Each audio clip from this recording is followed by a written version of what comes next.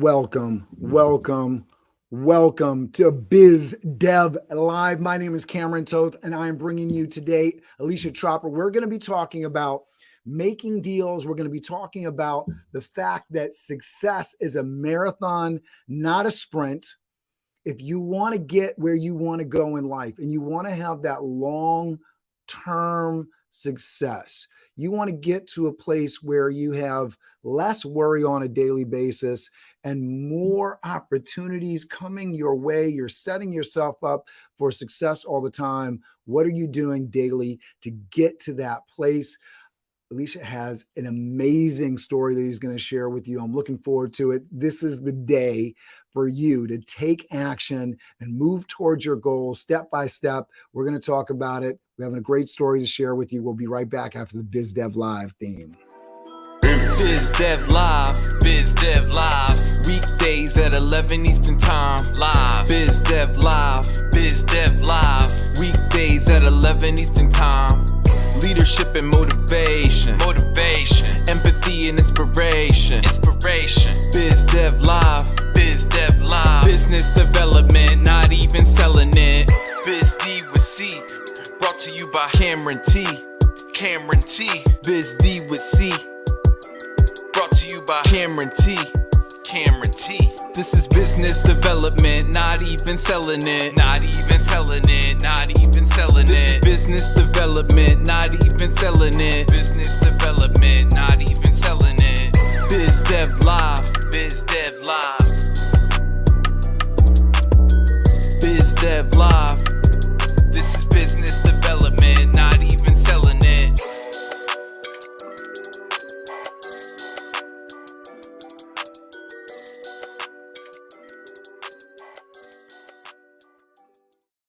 So I'm excited to bring you Elisha Tropper, is the founder and CEO of Cambridge Security Seals LLC, as well as the founder and CEO of Jag Capital Holdings. Elisha's extensive and varied background combines hands-on entrepreneurial M&A and operational experience with organizational management, board and advisory, and financial expertise. Prior to founding CSS, Elisha served as president of Cambridge Resources, a global manufacturer of industrial products. He's also the founder and CEO of T3 Associates, a New York-based strategic consulting and M&A advisory firm. Earlier in his career, Elisha was the president and part of an investment group that purchased and turned around president of Prestige Label, a North Carolina-based high-definition printer and converter of packaging products. Before acquiring Prestige, he served as a senior consultant at Price Waterhouse's strategy consulting practice in New York City and as vice president of business development for Central Financial Group.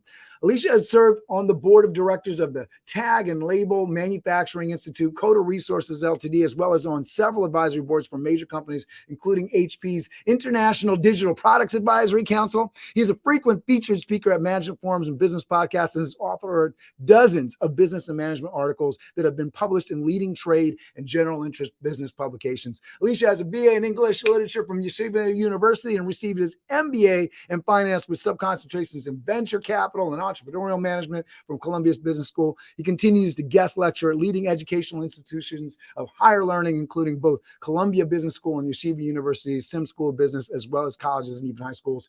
I am so excited to bring you on the show and share you with the world. Thank you for being here, Elisha. Welcome to the show. Thanks, Cameron. Excited to be here with you. Appreciate you. All right. So talk to me about how you're currently helping people, and then we'll get into the backstory. I find that the best way right now that I help people is by connecting them. It's finding out kind of what they're looking for, who they're looking to meet, what types of opportunities they're looking for, and then hopefully being able to find matches on the other side. Whether it's employment, whether it's business opportunities, financing, whatever it is. Sometimes you just you know people here and people here, and they're each looking to connect. And to me, the best way to help people is just really connecting them. It's not much more significant than that. I love that. So you're a connector. You're somebody that's putting deals together all the time. And I think in listening to your story, I was really impressed with your ability to come into an organization and turn it around, especially when we were talking about, the label and manufacturing company, which is not something that as a little kid, I think you were thinking about, right? 5 years old, I'm going to go turn a can label making company around. I'm going to be a security seals kind of guy. So what was your motivation when you were younger? What were you thinking about? What was little Elisha thinking about becoming, and how's that journey sort of changed? And what have you learned on the way? Talk to us. Well, what I wanted to do was basically pitch and play shortstop and center field for the New York Mets. That didn't really work out. My second choice was to be the general manager of the New York Mets. That didn't work out either, although I actually did at one point get myself an interview for the position when there was an opening, but that's a whole different story. And I guess today my goal would be to own the New York Mets and be able to buy out Steve Cohen and own the New York Mets. But that's not really how I kind of got going in what I'm doing today. And what there's some big hairy goals there. Yeah, absolutely. And so when you were younger, just sort of keep us on track here, because I want to, track the evolution. You were into sports. And so what was sort of the influences that sort of started to kind of guide you out of childhood into early adulthood? I grew up really in a family of entrepreneurs and entrepreneurial activity. My grandfather started a company in the 1940s. Actually, they just celebrated their 75th anniversary. And my father had joined him in the business in 1960, and they had basically continued to grow the company. Now it's over 1,500 people. It's on 4 continents. It's really a huge operation. And that was kind of the background I grew up in, where these were the things that were discussed on a regular basis. Growing the business, the business issue. As I got older, of course, more of the tangible business issues that came up. And so I was kind of steeped in that as I hit college. As you mentioned, I majored in English in college, took a couple of business courses along the way, but really used college kind of as an opportunity to just explore things and do things that I was interested in. Really didn't have a set plan coming out of college, other than that I knew that ultimately I wanted to run my own business. And then kind of things moved on from there. They have a way of just, you don't necessarily always get to choose the path, but the path you choose has options in it, or the path that chooses you usually has options in it that you can take advantage of. And I think I certainly was able to find a way that made sense for me, and that I paired up with what I think I was good at, and I was able to make my way doing those things. I love that. And you've done some traveling, you've been some different places. So talk to us about that in terms of your growth and kind of moving into the world of business. Yeah, again, I think starting because of the way I grew up. I mean, my father and my grandfather traveled a lot. I remember the stories about my grandfather's honeymoon was taking a road business trip with his wife, my grandmother, a 2-week trip with her taking her on the road with him, driving through, New England, upstate New York, and the Midwest, and then coming back, spending 2 weeks in the car right after they got married on seeing customers. So travel has always kind of been just an accepted part of doing business. It may not always be glamorous travel. I mean, it's not necessarily going to the exciting locales in the world, but just going out, seeing the people, seeing the industries, talking to people, communicating with them one-on-one, seeing what needs are out there, seeing what you can do, and developing those kind of relationships. I don't think you do that sitting behind a desk. And so we went in your story, you moved from wanting to be a professional baseball player to driving up and down from Boston to DC, selling supplies and devices, right? So talk to me a little bit about how that transition worked out, right? You said you went to school, you were into literature. So how did you end up being basically a salesperson driving up the Northeast corridor? When I came out of school, I was an avid reader, and I just majored in English literature. And, so I thought, hey, let me give it a shot. Maybe I should go into publishing. And I went on a couple of interviews, and I actually, through a connection, ended up interviewing with Charles Scribner himself at Scribner. And the first thing he said to me when I walked through the door was, let me tell you right now, he goes, you don't want to go into publishing, and I'm going to spend the next hour telling you why. And sure enough, I walked out of there convinced that I did not want to go into publishing.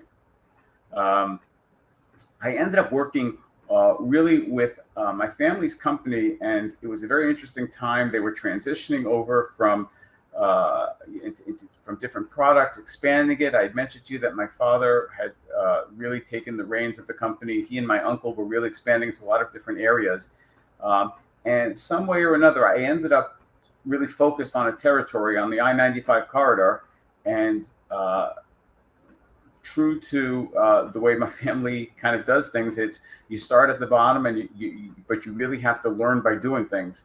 No one teaches you; you just get thrown into it and you do it. So the territory that I covered was Washington, D.C. up to Boston, driving, if not every week, every other week, putting on thousands and thousands of miles per week, just going up and down, seeing both customers. I saw vendors. I went to trade shows, competitors, just really learning the business all the way through and through, with very little time actually spent in the office during periods for long stretches of time. What was that transition? Because I was amazed that you kind of moved from that over to manufacturing. So talk to us about that. Well, the company originally was purely a distributor, and then they started moving into manufacturing. The little bit of manufacturing that I was able to get my hands on or get involved with, I liked a lot. I liked the idea of making something and not being subject to a distributor, or in our cases, not as a distributor, being subject to the schedules and the quality control and the cost controls that you don't have control of when you're buying and reselling. So I like those ideas. I like the ideas of innovating, of being able to develop products, of being able to juggle schedules and all these things that it just sounded great to me, and it really meshed with a certain, I guess, business creativity that I thought manufacturing could bring out in me. How did that work out? Because I know there's the idea of it, and then you jumped into it. So what did that look like? Well, the first time I really got involved hands-on in manufacturing was I left consulting to take over Prestige Label, which was a conventional printing company, package printing, label printing company, just outside of Wilmington, North Carolina. This was in 1996 or there, in 1996, and I got there. I was the youngest person in the entire company. I think when I got there, maybe there were one or two younger people than me. 10 years later, by the time I left, I was, I think, the third oldest person in the company. But the idea behind this acquisition told me a lot. First of all, was I thought we negotiated a great deal and paid very little for the company, only to find out that we vastly overpaid for what, in fact, we were getting. So that was my first lesson kind of in deal making, is like, if the deal looks too good to be true, it probably is. And it's funny when you talk about those kinds of lessons, because people hear this kind of stuff all the time, but you don't necessarily understand it. And so you see an opportunity, and there's these competing wisdom pieces going through the head. You got to take action, right? And today we're going to be talking about taking action, right? You got to take action, be bold, go after it, get on it, don't miss the opportunity. And then you have this other piece that's like, well, if something's too good, and so you can go towards the negative outlook and not get involved with anything. So what's the right balance there? What was the right balance for you as you sort of were learning this lesson? I think there were a few things that were involved. The first is that I didn't buy this company, or we didn't, as a group, buy this company for the status quo, what it was. So the fact that it wasn't exactly what we thought it was really didn't change all that much in terms of the long-term perspective. It still was going to require a dramatic change in technology, which was really the impetus behind the acquisition. This was a time when digitization was really taking hold of the graphics businesses, of the printing businesses, and really in general industry as a whole. Automation was really taking hold, and there were incremental improvements all over the place. And our idea was, let's take a conventional company that has been using the same equipment for 30 years and the same techniques for 30 years, and let's use the modern technologies and transform it. And really, over the next 10 years, that's what we did, incrementally, starting with the software, and then the hardware, and then the presses, and you just start kind of go at each step along the way, upgrading the technology, transforming it. And at some point, you all of a sudden turn around and realize, hey, this is an entirely different operation than it was the one that we bought. And that really had been the plan from the start. And just because you were a part of this, right? You were part of this integral change. What was the strategy around? Because obviously you're spending money to upgrade things, right? And so there's this hard challenge in entrepreneurship and building a business of, all right, how much money do I invest versus, it's easy when you got a profit puppy and there's just money sitting there and you can spend it, but that's usually not the case when you're growing and scaling. Right. So there was certainly not unanimity among, our team and the investors, especially because it took a long time to reach a positive cash flow with this company. And all along the way, the hands-on folks, or me leading the team, I'm saying we have to buy this, we have to invest in this, we have to dump this and move into this. And the chorus that I was hearing in the background was, well, can't you slow it up? Can't you wait until you're profitable to do it? Can't you do these things? And you're constantly rejiggering a business plan, and you're constantly trying to figure out, okay, how do I balance those two things? I know I need to keep investing. I know I need to keep improving, but at what point, there's a limit to what you can spend before, when it becomes smart. And that was kind of like my first real hands-on, in-your-face introduction to the concepts of ROI and the timing behind ROI. And by that, the return on the investment. You can look at a return on investment over a span of months, years, or decades. When some companies have gigantic capital expenses that they don't expect to see a return for years and years and years. In my case, we started, we tried to be very disciplined with it. We were looking at 18 months and 24 months. In some cases, we looked at 12 months. We tried to, and that was really kind of like the juggling act that you do. Well, we have X amount of dollars that have to be deployed, but that we can deploy. What is the best way to deploy those dollars? Where are we going to have the fastest ROI? What's going to have the biggest ROI? What is best for the long-term value of the company? And what really kind of boggles my mind, or sort of bubbles to the surface, and maybe for folks that are watching this, they'll be surprised, or maybe you're thinking along this line, but ethics, morals, right? Because as you're growing a company and as you're not cash positive, we got these stories of WeWork and just massive growth, but I think what eventually topples them is that you're not true to your word. But in everyday business growth, right, are you paying your people right? Are you doing those things in addition to the understanding, which we're going to talk about more in depth here today, that it is a marathon, not a sprint.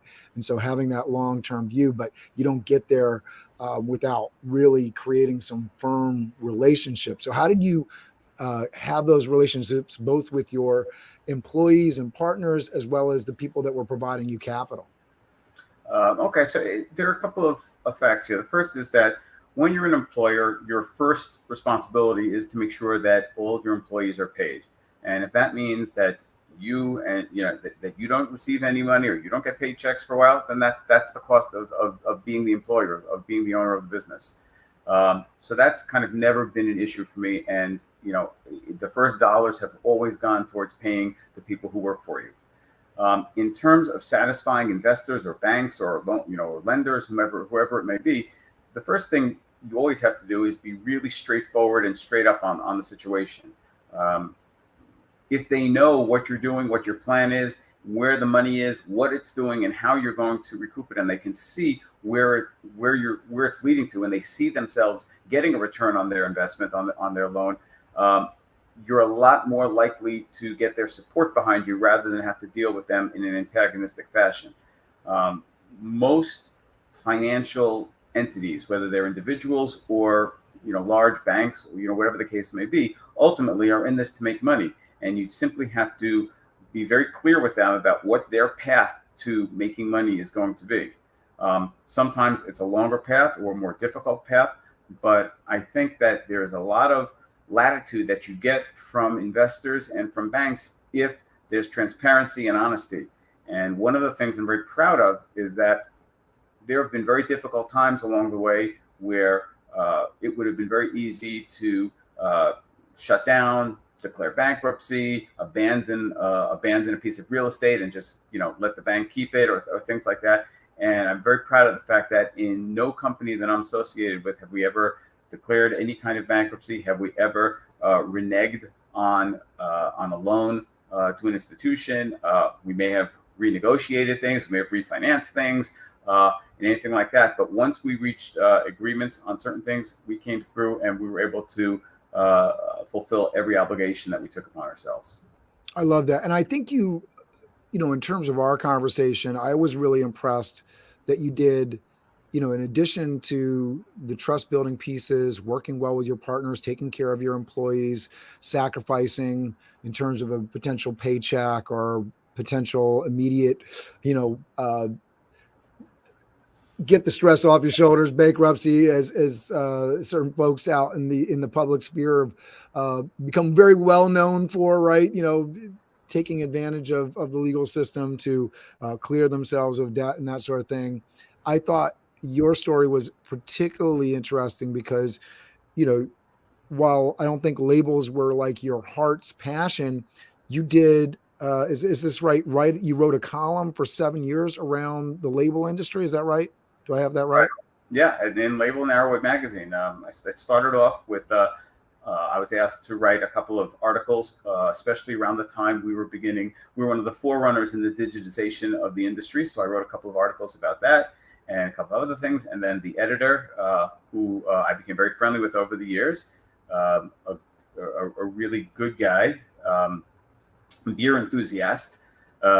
He and I decided that this, 1,000 words a month might be something good to write. So I started writing a column about it, learned a lot because I didn't always write about necessarily things I was comfortable with or things that I knew, but things that I would have a conversation with people. And then I talk about other things. I talk with vendors, I talk with competitors, talk with customers, different industries, things like that. And it really became a very eye-opening experience for me. I learned so much more about the industry, and the access I got because I was writing that column as a result gave me access to aspects in the industry that I don't think I ever, and people in the industry that I don't think I would have gotten without that. So I think it was good to write the column, but it was great for me in terms of what it enabled me to accomplish. All right. And I want to highlight two things with this, because I think this is an amazing part of your story, because it's not something that you had to do, but it's something that helped with what you're doing. I think that for anybody that's taught anything, you don't really learn the subject matter until you teach it, right? When you're put in a position where you have to communicate to other people something, then you got to really wrap your head around it, and you really get into a position where you know it versus just being in it and doing it yourself. Getting it out of your own head is a challenge. When we talk about entrepreneurship, we talk about the EMyth Revisited by Michael Gerber, right? That's a big piece in the whole entrepreneurship puzzle, is getting the knowledge that you have out of your head. And so you did that for 7 years straight, writing an article. Not only did you become probably a better knowledgeable expert around the industry that you are living in, but it was creating these other opportunities. And I think that's something that so many entrepreneurs in this, what years was this that you were writing this article? Probably about 98, 99 to about 2006, give or take. Yeah. So thinking about, that's, 20 years ago, right? And so you're talking about now how easy it is to distribute your own information, thoughts. There's so many different channels. I was shouting you out before we jumped on the show today, the fact that you were like, I just copy and pasted, but that's a step beyond what a lot of people do to promote themselves and talk to their own networks and groups, right? It's not that complicated. It's just that people don't necessarily do it. They're in the marathon, but they're not working on their form. they're not working on their breathing, right? They're just running forward and not realizing that the technique matters for the long run, right? You're able to get so much more done if you're able to do some of these easy pieces to it. So I love that piece of your story. Let's push forward here. Talk to us about the sort of how this whole label endeavor kind of worked out for you and what lessons you learned as you went through that process. So what was very interesting was that I mentioned before that it had been a years-long struggle to gain profitability and to start really making some money off of it. And it seemed like every time we were just about there, something would happen, whether it was 9/11 certainly threw a wrench into our plans at the time. But we finally had achieved it, and we're really starting to get cooking, and the growth was really starting to hit that upside of the hockey stick that we all shoot for. When one of our larger customers visited our plant in North Carolina, and I think really fell in love with the business. We were a manufacturer for them of products that they didn't make. They're a large supplier to across America, a large national company, and I think our growth would have always proceeded along a much slower trajectory. And what they saw was, hey, we can buy this business, incorporate it into our own company, and shoot this thing to the moon really, really quickly. And we had dinner one night, and the owner of that company said to me, "I want to buy your company. Why don't we meet again next week and give me a price that you sell it to me for?" And I spent a really arduous week thinking, kind of what's the most outrageous price I could ask for that won't just make him just shove his chair away from the table and walk away. And I ended up basically giving him a number at that dinner, and he just said yes. And I think it was about 30 days later that we closed on the deal. It was very, very quick.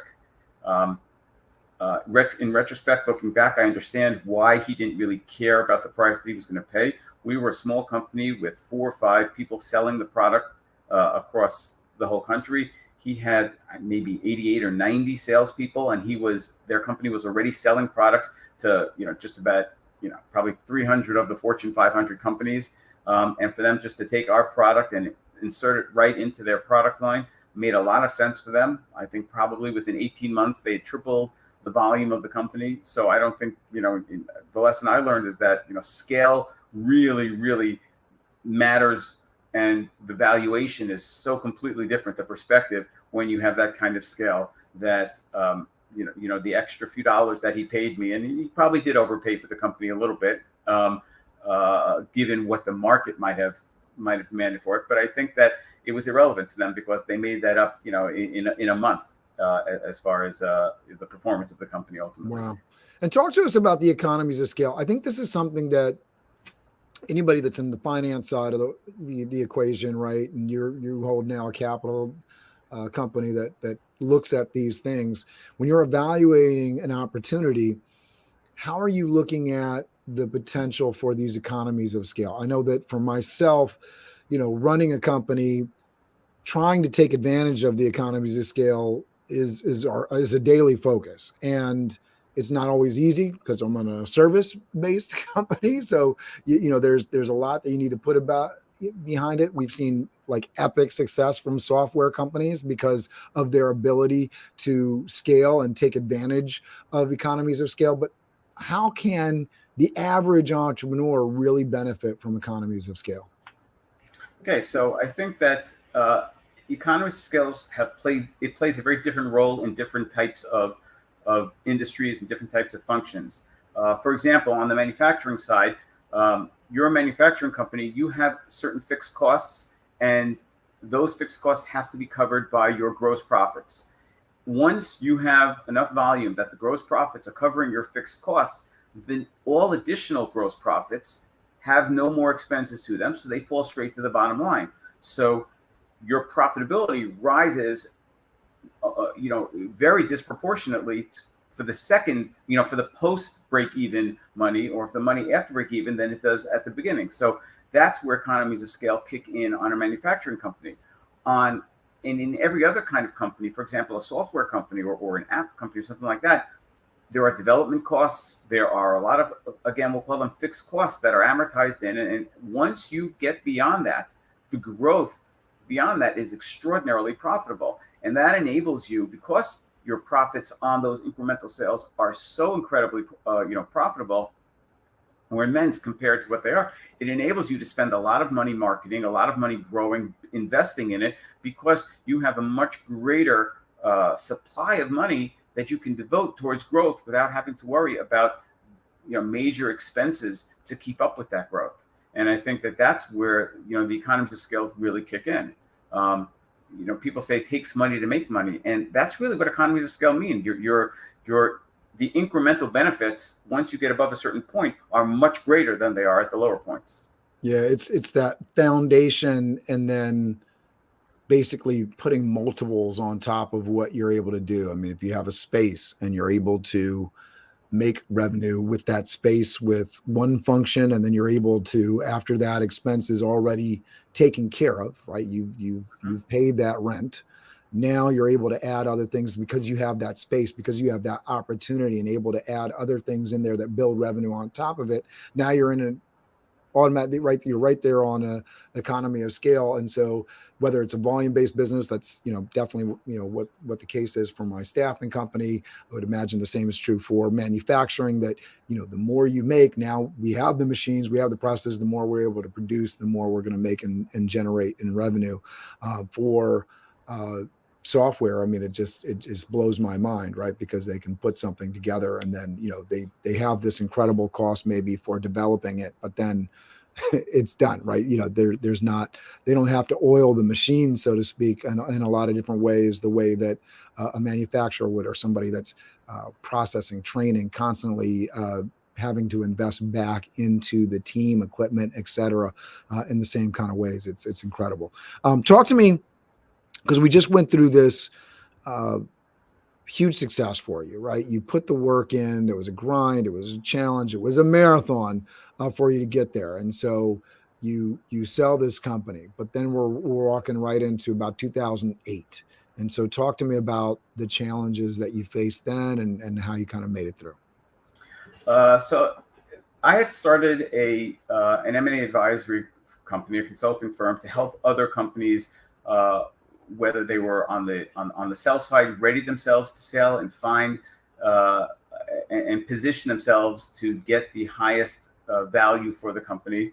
At the same time, I was working on the buy side with companies who were seeking acquisitions, looking to grow their businesses, looking to find whether it was just simply to scale up or additional product lines, or whatever the case may be. When the Great Recession hit, it was basically a shutdown of the capital markets and of the loan markets. Excuse me. So all deals were kind of shelved for a long time. My firm had quite a few contracts with companies that were on retainer, basically, to find them companies to buy, or find them or help them sell themselves. Well, all those things were off the table now, because there simply weren't buyers out there. There weren't sellers out there. No, you couldn't sell because there were no buyers. There was no capital financing available. So we basically called them all up and tore up the contracts and said, guys, this is silly for you to be paying us to simply sit here and do nothing, because there's absolutely nothing we can do. We can't make banks lend money when there are no banks out there willing to lend money at this point. I mean, the banks were having the big problems of their own. So, I spoke to my team. And just so people understand, that you did that from a kind of an ethical and moral standpoint, because you could have stood on these contracts and forced the hand with the money coming towards them, although they might not have been able to pay you. But well, yeah, but it's practical also. I mean, I'd love to say that, I'm this high and mighty ethical person, but there's a practicality to it. I mean, you get one reputation, right? You get one chance for people to know who you are and what you're about.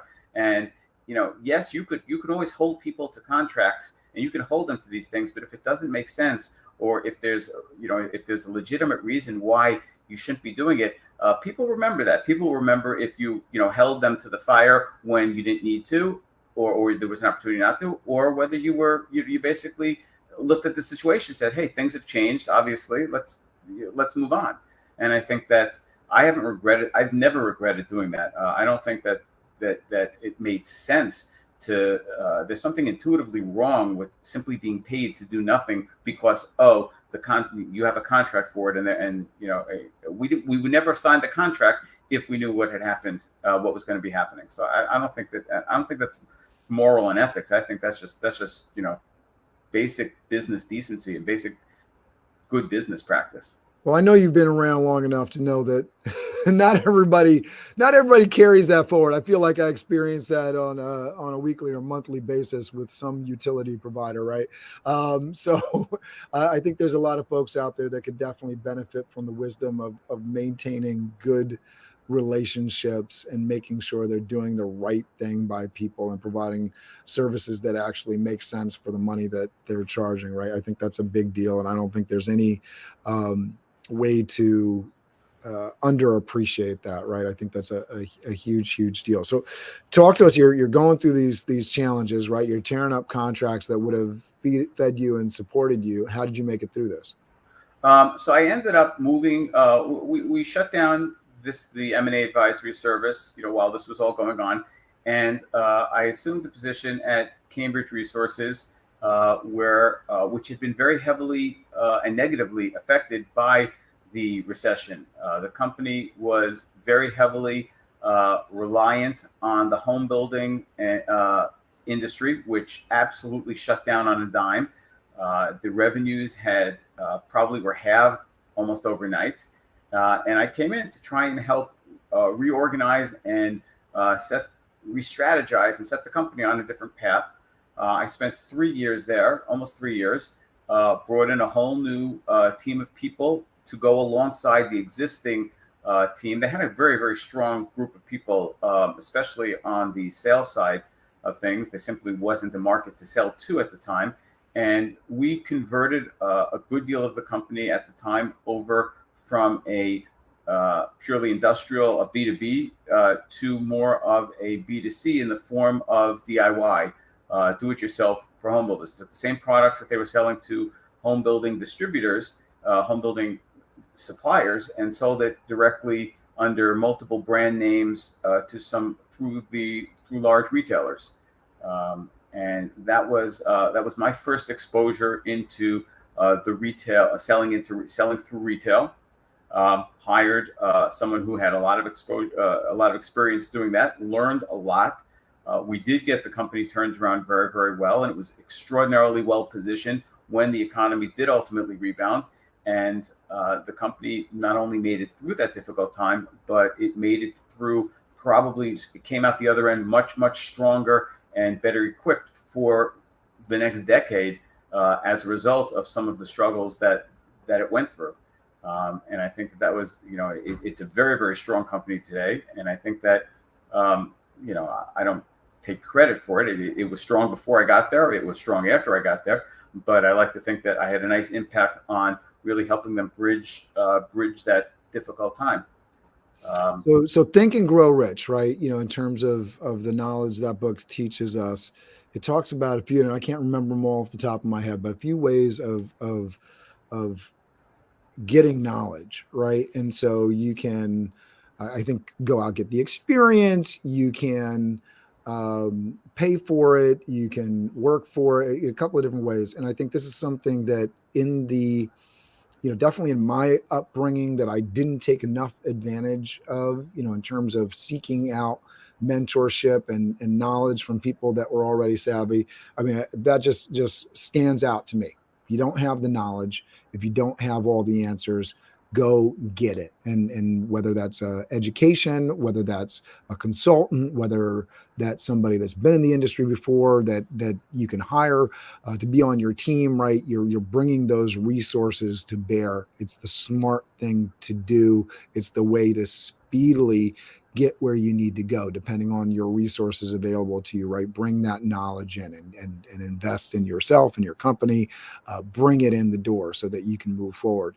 And I think one of the challenges that I've had, and probably so many of the people that I see struggling to level up their businesses, is they don't appreciate, value, or invest in bringing in that knowledge into their company so that they can level up. Oh, no, I agree. I mean, I think back, it's funny. I think back to going in business school, my first semester in business school at Columbia.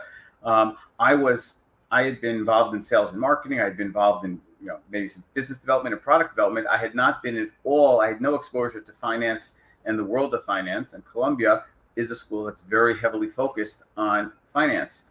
And our first year, you get teamed up into groups. And these groups basically become your kind of like little nuclear family within the school. You do projects together, you do your work together. And I remember being extraordinarily conscious of my lack of financial background in finance, and working with a couple of people on this team who that was their strength, and really learning from them and understanding it for them. And then at one point, I just all of a sudden realized, hey, you know what? I understand this. I got this. Once it clicks, once it makes sense to you, all of a sudden, you feel much more confident, and you're able to grapple with the things that even just a short time ago you didn't. Certainly in my case, it looked like just numbers on a spreadsheet, as opposed to actually now making sense how it all worked together and what was behind it all. The same thing happened with manufacturing and automation and engineering and digitization. I'm still not to this day. I'm not an expert in any of these things. I'm not an engineer. I'm not a machinist. I'm not an injection molder. I'm not a printer. I'm not any of these things. I've learned enough from the people who are experts at it and who know what they're doing to be able to converse with them, to understand maybe the macro issues. I can contribute perhaps on the financing side. I can let them understand how the numbers work on the production, on efficiencies, on lean, on some of the other areas.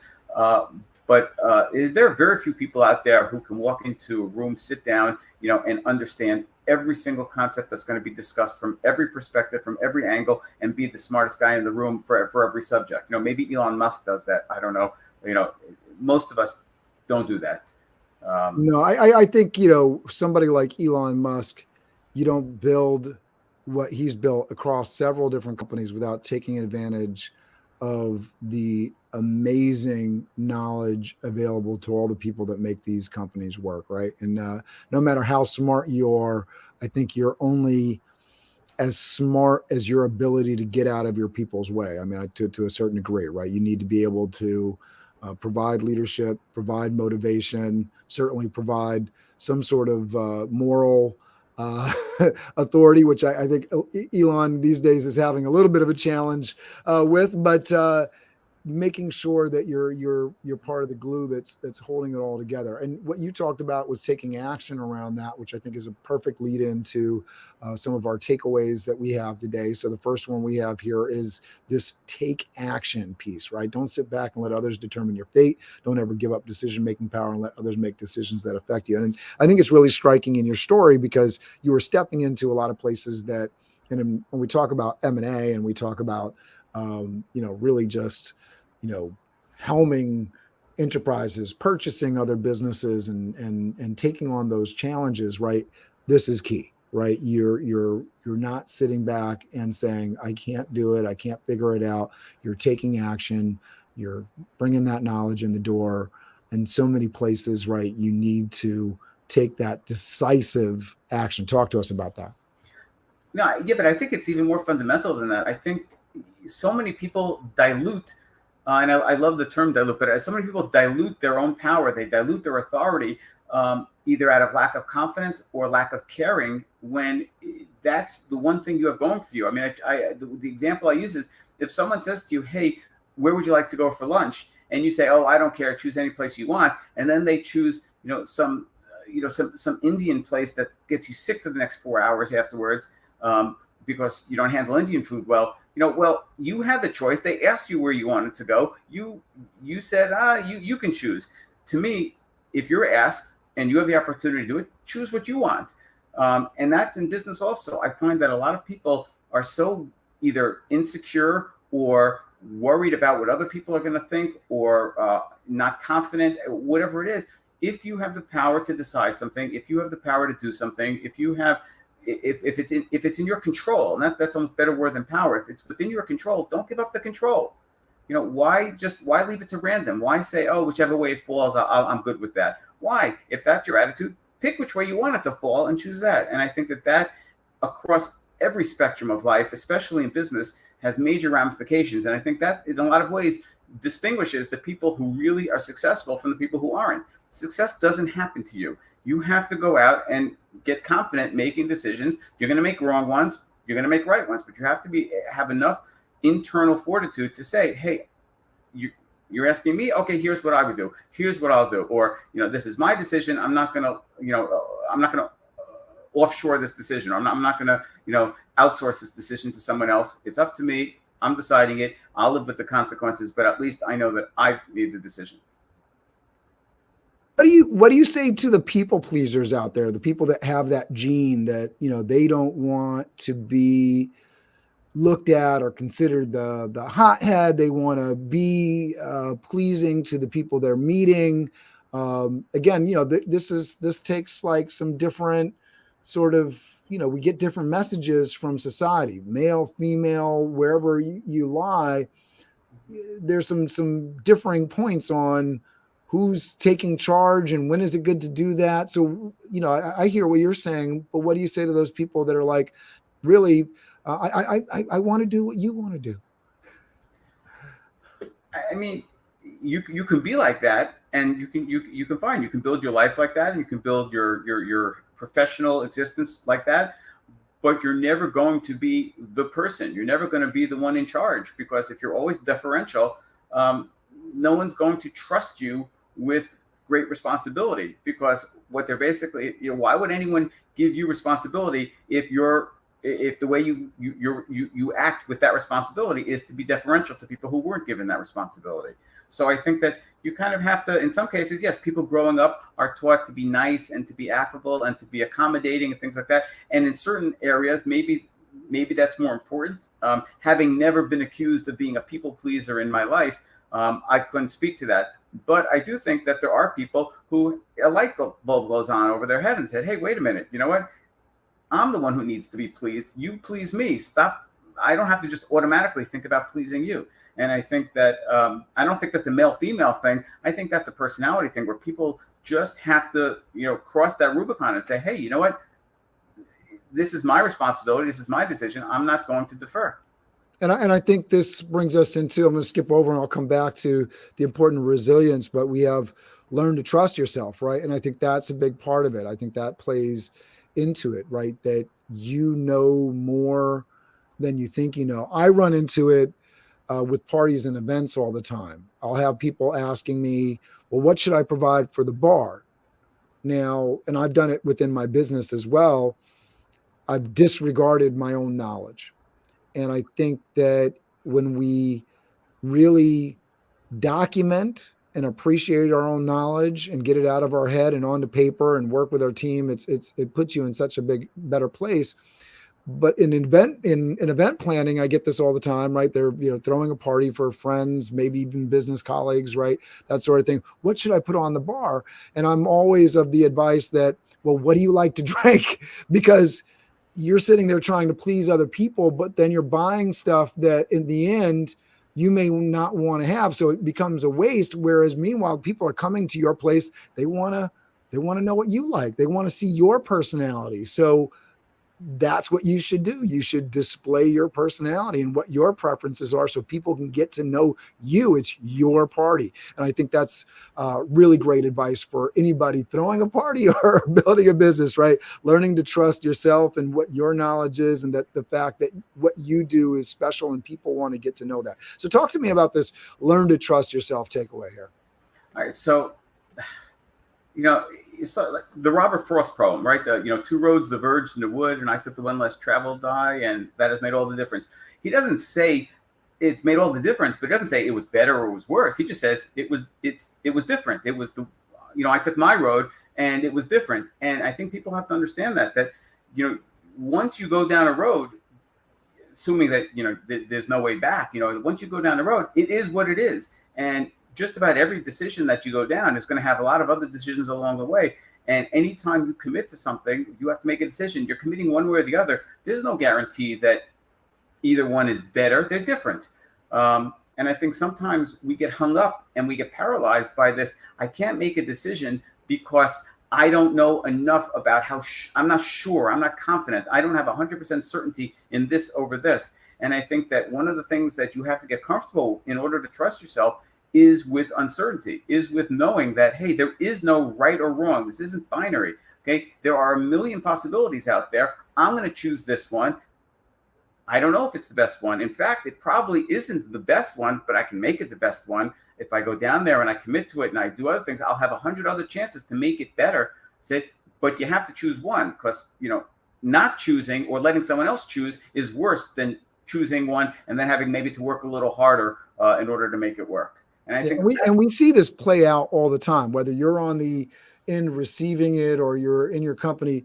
Clients are always angrier when you just don't get back to them. If you're sitting there hemming and hawing on, I don't know if we can deliver this. I don't know if we have to, should we say no? Should we say yes?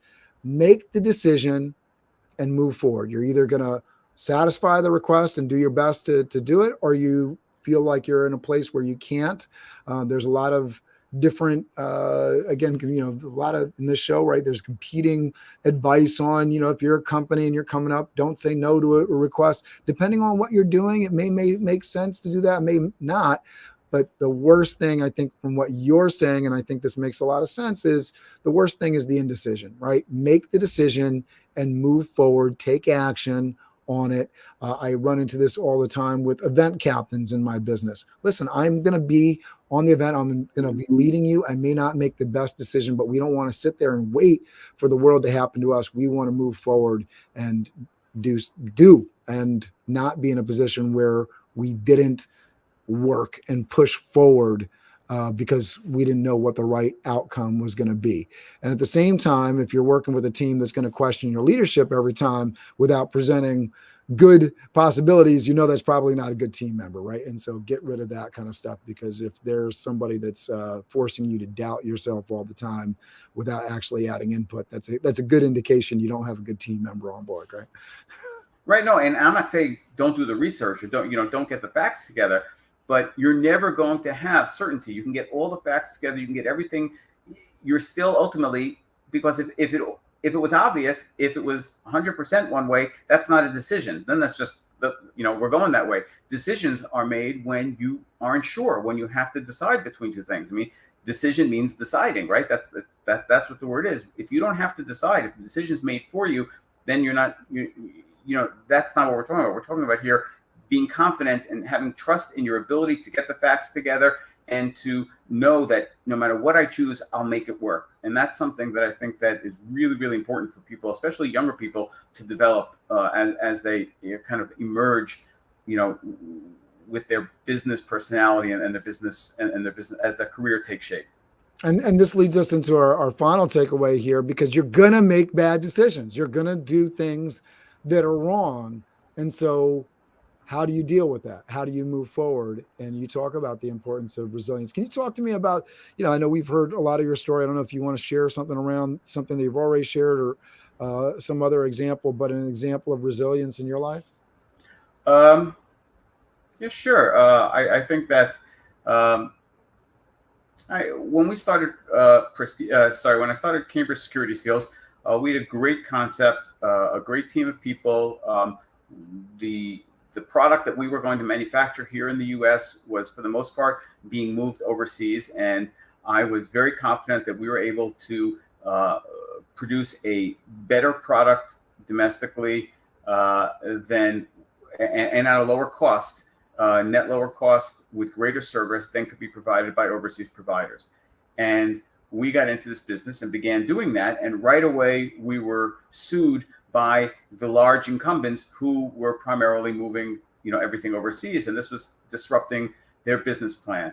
And it didn't matter the merits of the suit. Their suit was designed to hinder us, to slow us, and even possibly drive us out of business. And this wasn't just a suit that you go in and you deal with and negotiate and you settle or things like that. They were determined to bleed us, doing the suit. And it took the better part of 6 years, 6.5 years, from start to finish. We went through a trial. We went through probably 100 depositions and motions and TROs and injunctions attempts. And then there were 2 appeals, there were state appeals, there were federal court appeals. So it was just inordinate. And we spent an inordinate amount of money given the size of our company. We were going up against a much, much larger company. And there were many, many times along the way when people within the company were like, how long do we want this to go on? Can we continue to keep funding this? Can we continue to do this? And what we were basically doing was growing and churning just to be able to support the lawsuit, to support the defense of the lawsuit. It was, for us, it was an existential issue. We were working really, really hard. It was probably the hardest 5 or 6 years of my life in terms of stress, in terms of work. But when we emerged on the other end, we were an extremely strong company as a result. We had a fantastic reputation as a result, because what happened was that those of our customers in those industry who knew what we were fighting saw how hard we fought, saw what we were able to do fighting on multiple fronts and still running the business. Our people really felt a sense of achievement and a victory. And I think that, had we been just the kind to throw in the towel, to say, you know what, enough's enough, the upside's not big enough, or the odds are too long, or things like that, I think that it would have been a very, very different story. But I felt in my heart that A, we were right, B, we were going to survive this, that, it may take duct tape and spit and everything else that we could do to keep this thing going together, but we were going to do it. We had a fantastic group of people who were similarly committed. And I think that now, looking back at it, I think it gives us a lot of confidence and that we can handle anything that's thrown our way, any kind of adversity. And I think that's that's a credit to really the organization as a whole and what we did. Was there a treasure chest, so to speak, of available funds to fight this thing, or was everything just finance?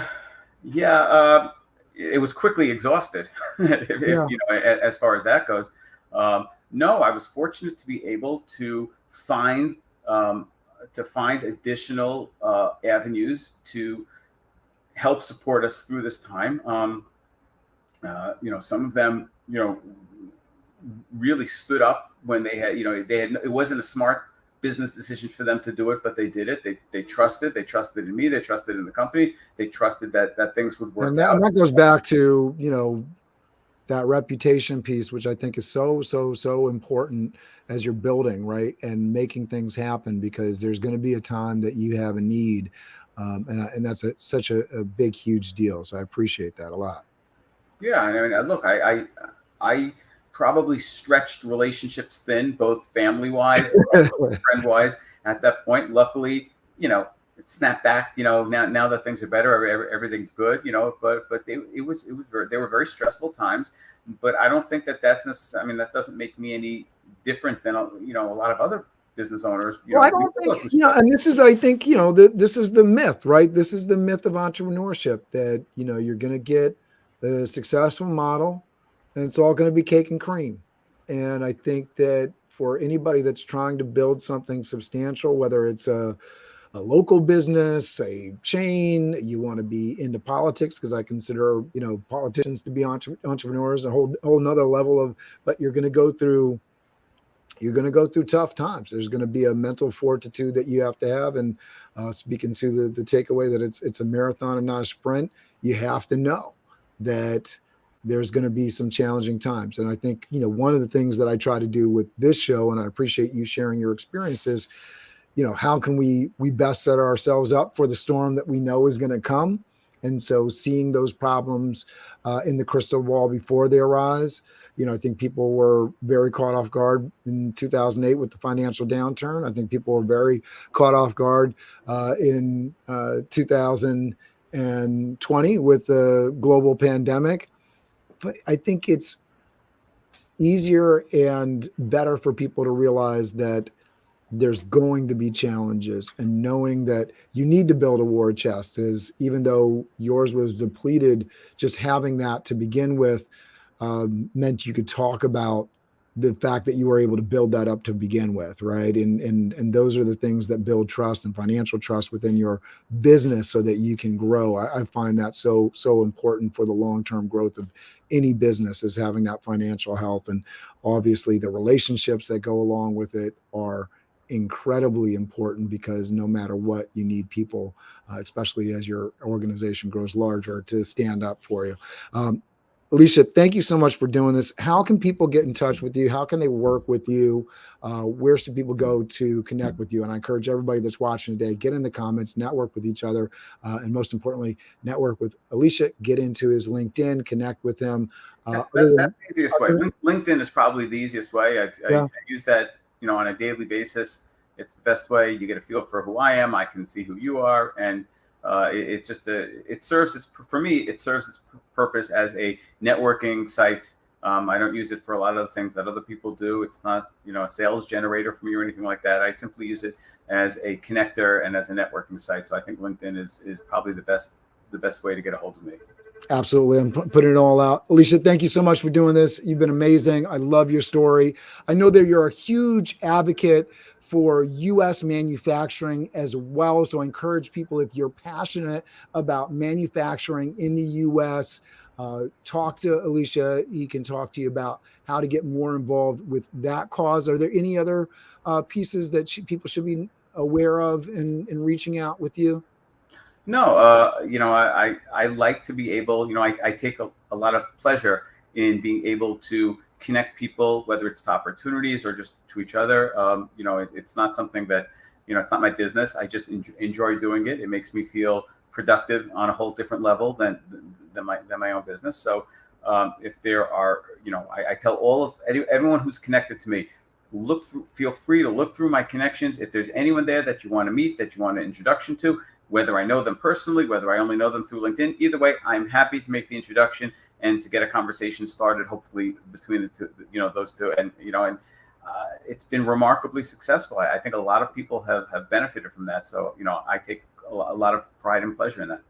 Yeah, for your networking, for your business, for example, for my staffing business, I'm looking to make those connections that can get me into the approved vendor world for large food service companies. So when you're reaching out to contacts, you're reaching out to Elisha. Those are the kind of things. What are the referrals? What are the contacts that you're going to try to reach that would help you in your life and in your business? Elisha, thank you so much for that.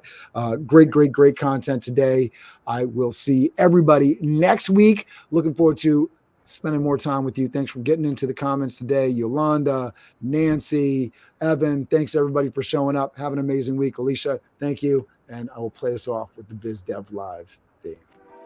Biz Dev Live, Biz Dev Live. Weekdays at 11 Eastern Time, live. Biz Dev Live, Biz Dev Live. Weekdays at 11 Eastern Time. Leadership and motivation, empathy and inspiration, Biz Dev Live, Biz Dev Live. Business development, not even selling it. Biz D with C, brought to you by Cameron T. Biz D with C, brought to you by Cameron T. This is business development, not even selling it. This is business development, not even selling it. Biz Dev Live, Biz Dev Live.